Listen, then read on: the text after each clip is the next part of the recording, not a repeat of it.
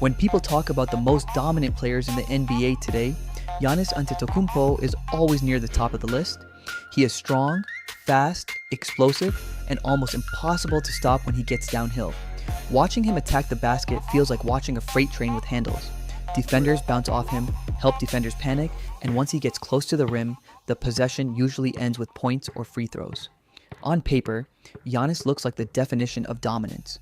But here is the uncomfortable question that not enough people are asking. Is Giannis actually as complete as people say, or is his game more limited than people want to admit? Because when you really break it down, a huge part of Giannis' success depends on physical dominance. He overwhelms defenders with length, strength, speed, and relentless pressure at the rim. He gets into the paint, draws contact, and finishes through bodies better than almost anyone in the league. But what happens when that physical advantage gets reduced even a little? We have seen moments, especially in the playoffs, where defenses build a wall, shrink the floor, force him to operate in tighter spaces, and suddenly the game looks very different. The easy drives are gone, the paint is crowded, the reads become harder, the pace slows down, and that is where the debate gets real. His jump shot has never been consistently reliable. His free throw shooting can become shaky under pressure. And in late game half-court situations, teams are not always afraid of him the way they are afraid of elite 3-level scorers who can punish you from anywhere on the floor. That matters. Because when you compare Giannis to players who can create a clean shot from deep, in the mid-range, or off the dribble at any moment, he starts to look different. Not worse overall, but different. Now, to be fair, Giannis brings things to the game that very few superstars can match. He can guard multiple positions, he can protect the rim, he can erase mistakes in transition, he can shift the energy of a game with one chase down block, one help side rotation, or one unstoppable coast-to-coast drive. And when he is playing downhill with confidence, there are very few players in the world who can do anything about it. So this is not a question about whether Giannis is great. We already know he is great. The real question is whether his style of greatness is complete enough to survive every kind of playoff defense. If a player relies heavily on physical tools, what happens as the league adjusts and gets smarter? What happens when teams force him into uncomfortable spots and make him beat them with touch, timing, and shot making instead of power? Does his game evolve enough to stay on top, or does it expose limitations that were always there?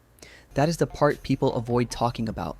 Because dominance built mostly on physical force can sometimes be easier to game plan against than dominance built on shot creation, spacing, and advanced scoring versatility.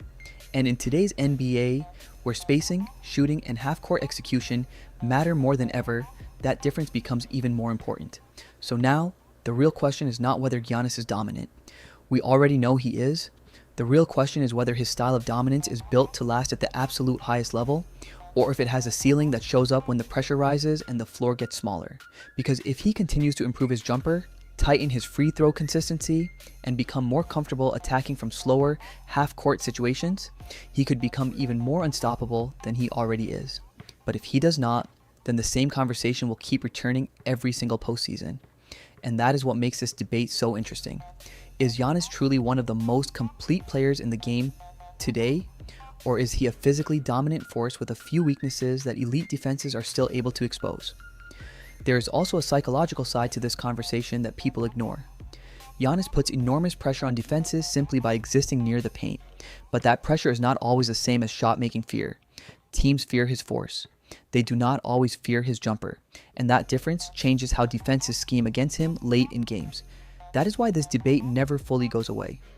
Giannis can look like the most unstoppable player in basketball for 3 quarters, and then suddenly, the 4th quarter becomes a test of patience, decision-making, and shot creation. When the floor tightens up, every weakness gets magnified. Every possession matters more. Every missed free throw feels heavier. Every defender shading him toward help becomes part of a bigger plan. Do you agree, or am I completely wrong?